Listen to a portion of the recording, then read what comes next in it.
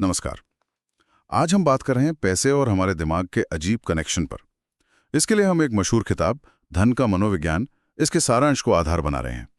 और हमारा मकसद है ये समझना कि भाई पैसा कमाने या संभालने में स्मार्ट होने से ज्यादा अपना व्यवहार क्यों मायने रखता है। ये सुनने में थोड़ा अजीब लग सकता है कि आपकी आर्थिक सफलता जो है वो आईक्यू से ज्यादा आपकी आदतों पर टिकी है। तो चलिए इस सोच में थोड़ा और गहरा उतरते हैं। पहली बात जो मुझे सारांश में काफी सोचने पर मजबूर कर गई, असली दौलत वो है जो दिखती नहीं। हम अक्सर सोचते हैं बड़ी गाड़ी, बड़ा घर, यही अमीरी है। पर यह सारांश कहता है सच तो बचत में है, निवेश में है। उस पैसे में जिसे सोच समझकर खर्च नहीं किया गया, वो पैसा जिसे कोई बाहर वाला देख ही नहीं सकता। क्या ये सोच थोड़ी उल्टी नहीं है? हाँ, ये आम धारणा से बिल्कुल अलग है, पर इसमें गहरी सच्चाई है। यही जो अनदेखी दौलत है ना, असल में भविष्य में आपको विकल्प देती है, सुरक्षा देती है और सबसे बड़ी बात, आज़ादी। इसीलिए सारांश ये भी कहता है कि बिना किसी खास लक्ष्य के भी बचत करना वो एक बहुत शक्तिशाली आदत है। ये भविष्य के लिए एक तरह का फाइनेंशियल कुशन तैयार करता है। ये सिर्फ पैसे बचाना नहीं है, ये है मानसिक शांति खरीदना। अच्छा, तो भविष्य के लिए ये अनदेखी दौलत जमा करना जरूरी है। लेकिन निवेश का रास्ता हमेशा सीधा तो होता नहीं है। उसमें उतार चढ़ाव आते हैं, गलतियां भी होती हैं। हाँ बिल्कुल। यहीं पर सारांश एक और दिलचस्प बात कहता है, टेल इवेंट्स का असर। मतलब आपके पूरे फाइनेंशियल सफर में शायद कुछ ही गिने चुने बड़े फैसले या मौके होते हैं जो ज्यादातर नतीजा तय करते हैं। हाँ? तो क्या इसका मतलब ये हुआ कि रास्ते में छोटी मोटी गलतियां होना ठीक है? मतलब अगर आप उन बड़े मौकों पर सही हों। बिल्कुल सही पकड़ा। ये एक लंबी दौड़ है, 100 मीटर की स्प्रिंट नहीं। रोज रोज के छोटे नुकसान या बाजार की गिरावट से डरकर मैदान छोड़ देना वो असल में महंगा पड़ सकता है। और यहीं पर वो कंपाउंडिंग का जादू काम आता है। कंपाउंडिंग, हाँ, चक्रवृद्धि। हाँ, मतलब मुनाफे पर भी मुनाफा कमाना। आपका पैसा ही आपके लिए और पैसा बनाता है। वक्त के साथ अगर आप धीरज रखें तो छोटे छोटे फायदे भी मिलकर बहुत बड़े बन सकते हैं।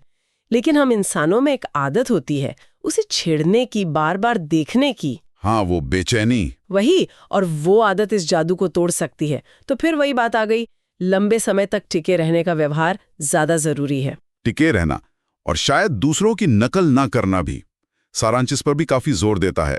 लेकिन क्या ये कहना आसान है? हम अक्सर सफल लोगों को देखकर ही तो सीखते हैं, उनकी नकल करने में क्या बुराई है? देखिए, प्रेरणा लेना एक बात है, पर आंख बंद करके किसी की फाइनेंशियल स्ट्रैटेजी कॉपी करना वो दूसरी। वो खतरनाक हो सकता है। क्योंकि हर किसी के लक्ष्य अलग है, जरूरतें अलग है, टाइमलाइन अलग है, और सबसे जरूरी, जोखिम सहने की उनकी अपनी क्षमता वो बिल्कुल अलग होती है। हाँ, ये बात तो है। तो हो सकता है जो किसी करोड़पति के लिए सही हो वो आपके लिए बिल्कुल गलत हो। यहाँ फिर वही बात आती है, अपनी स्थिति, अपनी जरूरतें, अपना स्वभाव, उसे समझना ज्यादा जरूरी है। अच्छा, ये याद रखना चाहिए कि पैसा बनाने में होशियारी से ज्यादा समझदारी भरा और अनुशासित व्यवहार काम आता है। तो फिर असल दौलत है क्या? अगर महंगी चीजें नहीं तो फिर क्या है? सारांश के हिसाब से शायद सबसे बड़ी दौलत है अपनी जिंदगी और अपने वक्त पर पूरा कंट्रोल होना। महंगी चीजें खरीदने की ताकत से कहीं ज्यादा कीमती है यह आजादी कि आप अपना दिन कैसे बिताना चाहते हैं।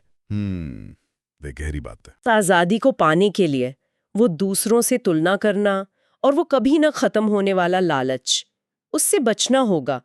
पैसों के साथ हमेशा पूरी तरह लॉजिकल होना शायद मुमकिन न हो, पर रीजनेबल होना, मतलब ठीक ठाक फैसले लेना, वो ज्यादा प्रैक्टिकल है। उचित होना तर्कसंगत होने से ज्यादा जरूरी। बिल्कुल, हमें परफेक्ट नहीं होना, बस लगातार ठीक ठाक निर्णय लेने हैं। और आखिर में वो जो डर लगता है सबको, बाजार गिरने का डर, निवेश में नुकसान का डर, उसका क्या उसे अपनी नाकामी समझे? नहीं, बिल्कुल नहीं। सारांश हमें याद दिलाता है कि बाजार का गिरना या निवेश में टेम्पररी नुकसान ये कोई पर्सनल फेलियर नहीं है। इन्हें ऐसे देखना चाहिए कि ये लंबी अवधि में रिटर्न कमाने की फीस है, एक कीमत है जो बाजार में टिके रहने के लिए चुकानी पड़ती है। अच्छा, एक तरह का एंट्री टिकट? हाँ, कह सकते हैं। और इस सच्चाई को मानना और इसके बावजूद इन्वेस्टेड रहना, ये भी एक समझदार फाइनेंशियल व्यवहार है। तो देखिए, ये सारी बातें घूम फिरकर एक ही जगह आती हैं। पैसा बनाना और संभालना कोई रॉकेट साइंस नहीं है, एक काफी हद तक मनोविज्ञान का खेल है। ये आपके व्यवहार पर, आपकी सोच पर, आपकी भावनाओं पर, आपके कंट्रोल पर टिका है। अगर कोई अपने अंदर की साइकोलॉजी को समझ ले तो वो अपने पैसों को बेहतर साध सकता है। ये वाकई सोचने वाली बात है कि कंट्रोल काफी हद तक हमारे अपने हाथ में है और हमारे व्यवहार में।